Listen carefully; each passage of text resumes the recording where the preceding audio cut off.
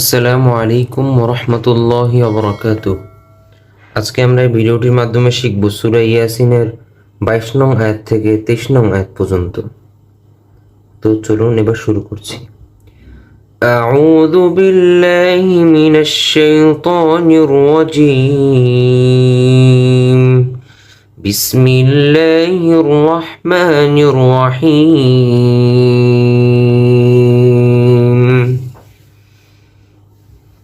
ওয়া জবর ওয়া, মিম জবর মা, ওয়ামা, মা একাল প্রাণ হবে ওয়ামা, লামজের লি, ইয়া জবর ইয়া, ওয়ামা লিয়া, ওয়ামা লিয়া, লাম জবর লা, লামের উপর যে চিহ্নটি আছে এই চিহ্নটি তিন আলিফের চিহ্ন, এই জায়গায় তিন আলিফ টান হবে।